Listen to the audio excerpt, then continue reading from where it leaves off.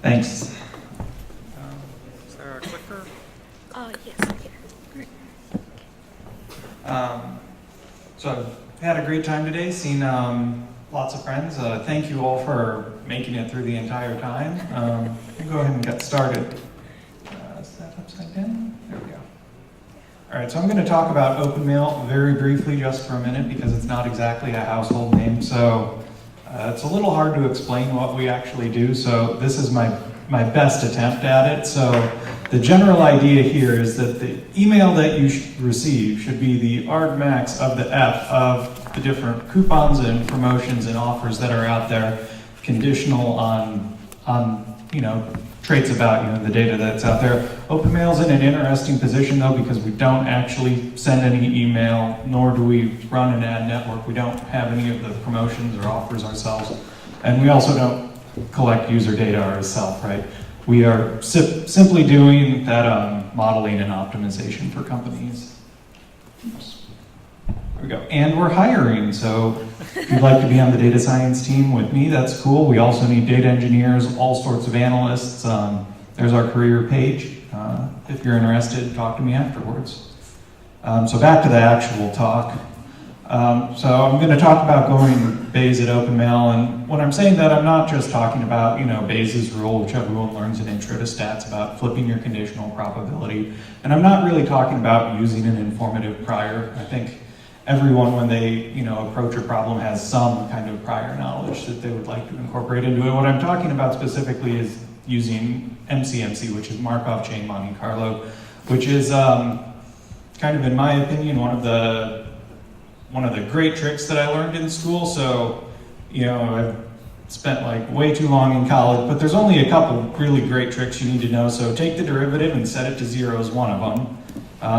If that's hard, you probably want to try a Taylor expansion. So that's another good one. And then MCMC is another great one.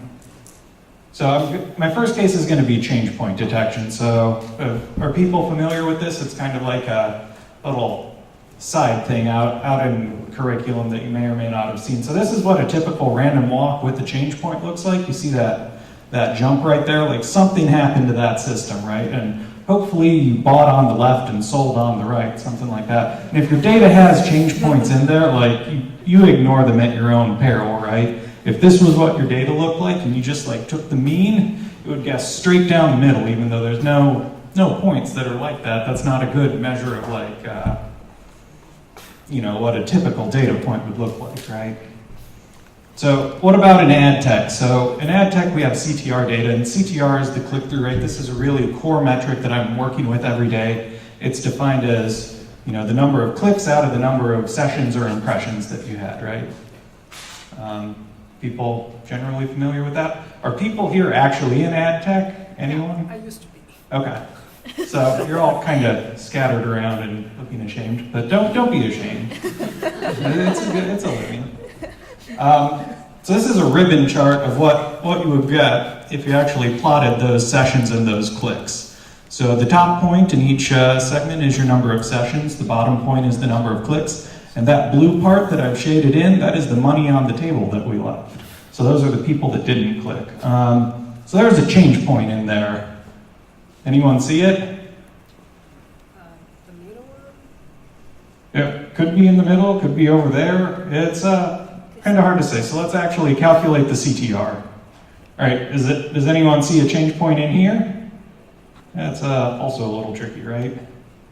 So there's a lot of noise. When we've actually calculated that proportion, we've got all these holes in there now because we've had zeros over zeros disappear. We've got hard zeros at the top, or at the bottom, hard ones at the top, because your proportions are kind of bounded above and below, right? So this is very noisy, and it's hard to see the change point. So most of the change point methods kind of assume a Gaussian distribution with a shift in the mean, but our CTR is a proportion, which is only Gaussian when n is big enough. So for this data set, our n kind of ranges. Sometimes there's 0, sometimes there's 8. Usually it's around 3. So n is probably not big enough. Most off-the-shelf change point methods also assume homoscedasticity within blocks. And what that means is it's assuming that there is a constant variance within each of those groups. And we know that that's not true in our case because the number of sessions is changing, and that's actually driving the change in precision or variance in the data. So what can we do instead? Let's actually set up a full probability model. We'll use a beta binomial for our outcome with the change points in there. So this is difficult to do analytically, so you wouldn't want to take the derivative and set it to 0. But it is easy to sample from using MCMC methods. And that lets us get the probability of a change point directly, which is what this guy looks like. So this is the posterior probability of a change point at a certain time. Do we see it now? Yeah, it's that big one right around 30, and then maybe 25, maybe not. And so if we use that, then we can smooth out our CTR and we get something that looks pretty nice. So we've got a 40% chunk, and then it goes up and it's like 60%. So we've been able to detect our change point. So it seems like it works pretty well. And so this is our MAP estimate of that CTR for each of those chunks in the interval. All right, so did I convince anyone yet? Like, solve my problem? Okay, cool. So I wrote an R package for doing this type of analysis. It's called Binomial Bayesian change point. So I've used it both for click-through rate models and also for fraud detection. Like I said, it's kind of solved my problems anyway. And if you're interested in that, hop on to GitHub, start it or whatever. If you have any pull requests, those are welcome too. You get like 10 today. Get popular. Yeah, so before I move on, any questions or thoughts about case 1? Hopefully not too intimidating, right? Okay, keep chugging along. All right, so this is a little other thing. Are people familiar with capture-recapture problems? You might have seen this a little bit in Intro to Stats, or if you did a class on sampling or something like that. So what was my goal for this one? So, well, what really happened was our CEO thought our ads were showing up too often. And how did he know this? Because after you click on one, it turns purple. And so when he kept doing the searches, he kept seeing purple things. But what we want to understand is how many people are in this bidding pool, right? The ad networks don't just tell you. You can't just ask them and then they tell you, oh, there's 30 people bidding against you. And there's some business risks here. So if there's a certain category and there's tons and tons of bidders, like even if you're putting in your bid, it's never going to show up anyway, and you're better off spending your energy elsewhere. And if it's too shallow, there's some other business consequences there. So, I mean, the same ads could appear too often, which can kind of contribute to ad blindness. It could be very expensive if this is a high volume category, or it could be very low demand. It could go either way. So this is just something that's useful to know. So for example, let's say I search for oil change coupons and we get a Jiffy Lube and Valvoline, Just Tires, and Firestone. So this is our search. How many people do we think are giving oil change coupons in North America? Anyone think 100? 50? 4? 10,000. Yeah, it could be 1,000, right? We don't know from one search. So what happens if we do another search? And then we see, what do we see? We see Just Tires and Jiffy Lube and Firestone and Valvoline. So on those two searches, we got the exact same set of advertisers. So compared to what you were thinking before, you're probably going to now be thinking that there should be relatively fewer because we got the exact same set of ads from another kind of draw from Google, right?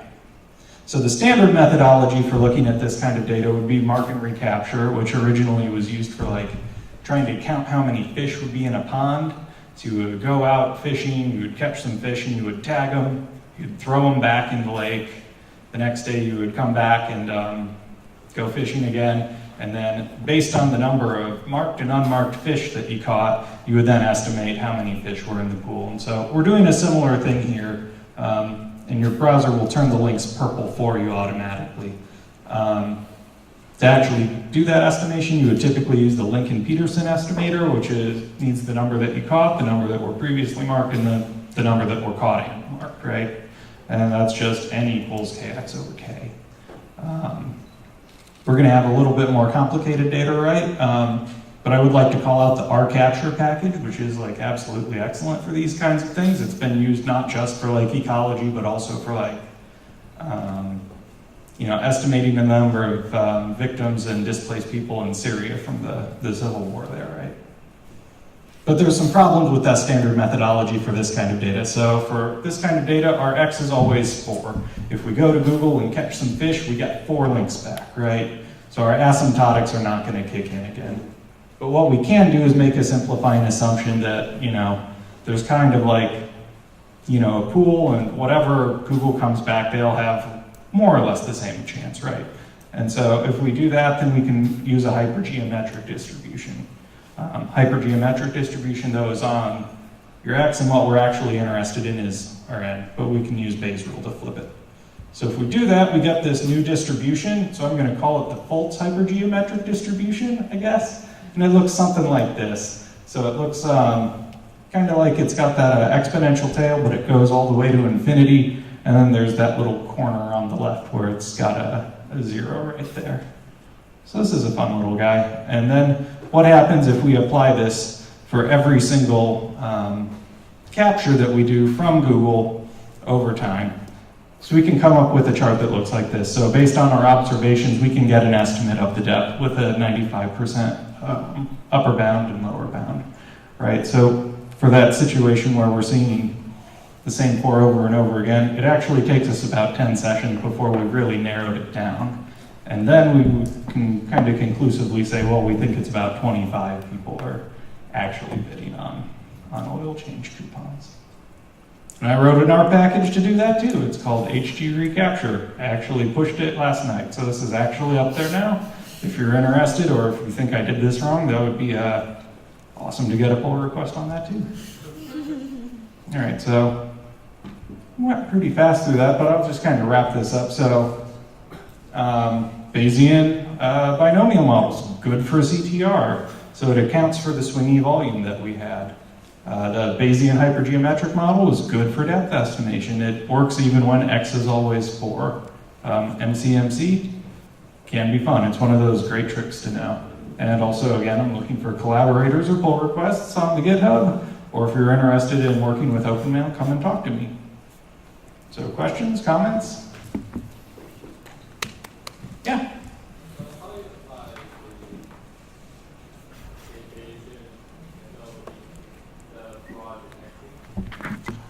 So the question was, how would we apply the binomial change point to fraud detection? So in that case, it would be very, very similar, but instead of your outcome being clicks over sessions, it would be fraud over sessions, for example. It's going to be much more unbalanced, but seems to work. Yeah.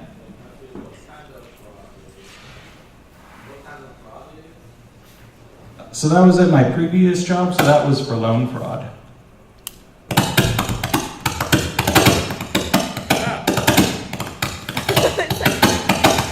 I'm not doing anything. Okay. Sorry about that.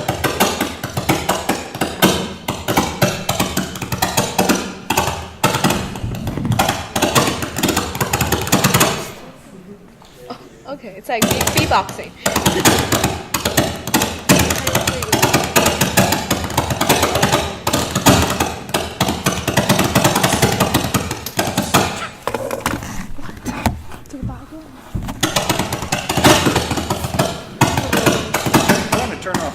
I can just talk loud. Oh, you can use this one.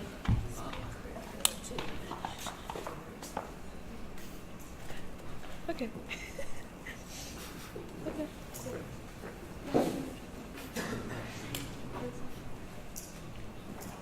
I'll just talk loud, it's cool. Oh. Did we get this working? Okay, cool. Yeah? In terms of measuring how many, as you change your search queries on Google, how many different types of ads you get, there's, as you pointed out, a limited space at the top, and you're right, well, there's also the potential for a little bit of hocus pocus on Google's end, trying to personalize to you, or that some advertisers have exhausted their budgets at the moment you're looking. How much do you worry about the variance from these unobservable factors like that? Yes, it's definitely going to be a problem, but it's going to be hard to get data about that directly. So the hypergeometric is definitely a simplifying assumption that could make the MCMC work. But that said, for a lot of our categories, we do get the volume where we can hit that 14 queries in like 30 seconds or whatever. So I wouldn't think that people's ad budgets would run out in half a minute, for example. But it is going to depend on kind of the velocity that you're measuring those. Oil change coupons, we have plenty of velocity, so it's less of a big deal. Yeah. Other questions? All right, well, I wrote my own questions just in case we ran out. So here's a question. Something big data is one of my favorite questions. So my 2 cents on big data. So, these were not big data methods. I apologize if you were promised that. So for the change point, we were working on 50 data points.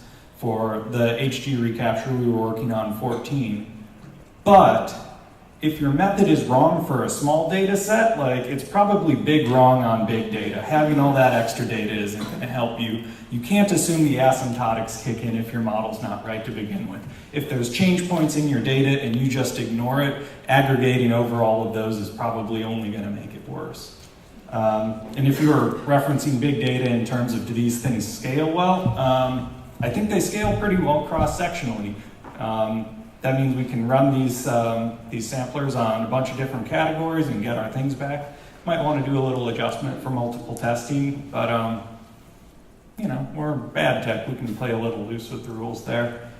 They may also scale okay longitudinally. So because of change point splitting things into blocks, you can conceptually do the MCMC with in kind of like a divide and conquer fashion. But that said, so like super old data is kind of less valuable to me anyway. There's not a lot of predictive power from data from 2 years ago, so we just kind of unload it from the database at some point if things start getting slow. Any other questions? Someone's trying to get me to say something controversial. Yeah. You're considering about the randomly generating the queries and getting the results of the ads. So what if Google assumes that there is some kind of ranking of the advertisers and displays the ads more often from the advertisers that have high ranking? So does this consider introvert? So it doesn't explicitly consider that. Repeat that question. Oh, yeah, so the question was, so in Google's bidding system, there are some people that are better customers or whatever and would be more likely to be shown. They big bid or whatever, and so how does this model take that into account? And the shorter answer is it doesn't. So if there's 10 people that are bidding $10 a click and then another 100 people that are bidding like 50 cents, those people bidding 50 cents may as well not exist for the user experience, right? So it doesn't try to account for them at all until the point where those people with the high bids have like exhausted their ad budget, and then those lower ones start popping up again. And then when that happens, the Bayesian update should kick in and start expanding that confidence band. So what if you want to include this kind of data into your project, so what would you do in the future? Yeah, so if I had access to that kind of data, which I don't because people kind of keep their bids secret, for example, that would be certainly something that I would want to plug in. And then you don't even really need to do any modeling of uncertainty. You can just kind of replay people's bidding strategies, for example, and back your way into how many people would show up that way, right? But the problem I was working with is since Openmail doesn't actually run an ad network itself, we're kind of having to figure these things out using whatever data we do have. Yeah? Yeah. What is an incremental algorithm which is increasing my bid by a small percentage and just checking up whether I'm coming the result or not? Help me find out how many people are actually bidding or how many people are in the top 4, top 5 and what are their bids. Like if I start from maybe 0.01 and I keep on incrementing, checking whether I'm coming in the top 4. If I realize that okay, maybe at 0.06 and 0.05 I was not coming in, 0.06 I am. So maybe probably this person who's bidding at 0.55, 0.055. Yeah, we've definitely meditated on something like that before, where if our bids are coming us and putting us in the 4th slot instead of closer to the top, that means we might want to increase it, right? So that can help us account about how many bidders are there, right? As in like at least the top fragments which are coming. Yeah, I think it could help us narrow down the people that are bidding above us, but does it have information about the people that are bidding under? But we can find out their bids, what their bids are. Because if you're superseding them on the list, that means that you're exceeding the bid. Yeah, but the game theory of this is if we're able to do that, then we should assume they're doing it too, right? So then I would need to like actually sit down and think about this and see if we'd actually hit an equilibrium or not. But I mean, like in general, like competition's at least as smart as I am, I would hope. Other questions? Yeah. What are the other key players in the Aztec, and then like how Openmail is helping them? Yeah, so AdTech is very strange. This is my third or fourth job out of school. The previous ones were not in AdTech at all. I really had no idea how complicated the industry is, so it's amazing to me that there can be companies and all they do is send email, and there are other companies and all they do is run an ad network, and there's other companies that all they do is sell you data about other people. And it's amazing that Openmail can be a company that like sits in the middle of those three things and still is able to like generate a lot of money. It's very strange, right? But I mean, there's literally hundreds of companies that are like laser focused at doing their one thing very well. And what Openmail is very good at doing is that modeling people's outcomes and then optimizing it.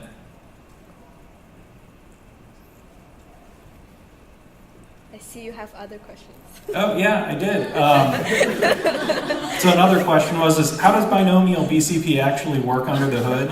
And so the model is not too tough. It assumes a constant latent probability of a change point at each time point.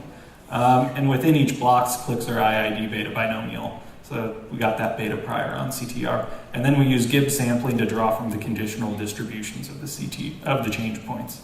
And what that means is with that setup, we only need to split or merge blocks at each step so we can get it to be pretty efficient. And a similar question, how does HDTV work? So we literally Bayes rule the hypergeometric distribution.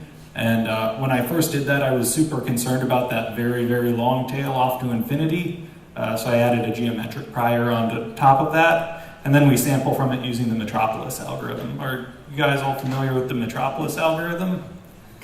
Yeah, because this is like one of like the algorithms that you should learn in computer science. Like they made the atom bomb with it, right? It's like one of those landmarks. You should learn that instead of merge sort, in my opinion. I mean, merge sort is good too.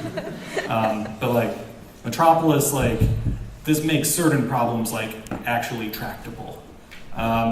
So using that, so that kind of explores the tail automatically, but again, because it's so flat, it's kind of sticky over there. But it's very, very fast inside an iteration because you only need to evaluate the transition ratio instead of the entire likelihood. That makes it very fast. Other samplers are probably better, but probably slower per iteration. And this thing can get like 5 million iterations like very, very quickly. So I just don't worry about it. It's one of those like, you can just run a bunch of fast iterations instead of like 2 good ones or whatever. And then another question I wrote, so why did you roll your own sampler? So usually you should not do this, I think. I did this as kind of a case study, and what I wanted to do was solve my own exact problem exactly. Also, RCPP is extremely fast, so that made it good. But that said, so like Stan and Jags are pretty good too. Other questions? So MCMC is a black box. Are you sure you did this right? So in theory, I really hope I did. I didn't kind of work through the full asymptotics or whatever. I'm just kind of relying on the theorems that other smarter people have proven already. But in practice, they seem like they're solving the problems I had, and I did some diagnostic plots using CODA. So I mean, these look okay. Look at that ACF. There's nothing there. So, yeah. So that's all the questions I had for myself that I figured you all would have me yourself. Yeah? Is there an industry standard to use this kind of asset? Or what brings you to this kind of asset? So I came to this because I was a pragmatist. So in practice, if you have lots of data, the Bayesian methods don't really make a difference between your traditional stuff or machine learning or whatever. They're all going to kind of converge to the same thing. But when you have small data sets, so if you have 14 points or 50 data points, then you can get a little bit more out of it by doing this kind of work instead of, just dump it through a t-test in hopes it works kind of thing. Yeah. And like I say, so Metropolis Algorithm, everyone should learn it. MCMC, it's like one of those one weird tricks that solves your problem kind of thing, or like, you all should check that out if you haven't seen it yet. Yeah? Is this restricted only to Google Analytics, or there are other sites which have similar bidding mechanisms for analysis? So is there parallel to that? Yeah, so Openmail through if you go to our website, you can read about it now, I think, but we actually purchased InfoSpace, which is running its own ad network, so they're our subsidiary now. So they have their way of doing it. Yahoo, which is being bought by Verizon, has their own ad network, and they have their own way of doing it. Bing has their own way of doing it. So it's not always but to the extent that they're all doing these bid things and you want to kind of estimate the depth to that, we ought to be able to use the same package, definitely. So my intention of asking the question was that even the other sites, other platforms have a similar mechanism of choosing the highest bidder. Is it similar across different spaces? Yeah, as far as I know, it is. Like I say, I've been in ad tech for about a year, so I'm still learning it. But when you do these things, like, you can actually kind of break some of the long-standing myths that people have been in it for 15 years kind of have. So if your CEO says, I'm seeing too many purple links, you can, talk them down. Yeah? How do you know the bid depth? How you want to use it? What was that? If you find out the bid depth of a certain kind of thing, how you want to use it? So if we have the bid depth, that kind of informs our people whose job it is to configure our system for doing that bidding. I don't actually know what they did with that, but I do know that they have a much better input into whatever thing they had. Isn't that people want to find out? Is that a reason that people want to find out? Or just they don't want to find out? Right, so one thing is there are a lot of people that want oil change coupons, so if we can understand that bidding pool, we can get the people that want those more efficiently, and then not send the oil change coupons to people that don't drive. It depends, I think you can talk to more broader networks and exchanges. You can get more bids and more ads, candidates. Yeah, there's, that's kind of, the marketplace is very wide open. There's a lot of things we could do. Get there sooner or later, I guess, yeah. Okay, great. Well, thank you all for your great questions. I'm happy to be here. I'll be around for another 10 minutes.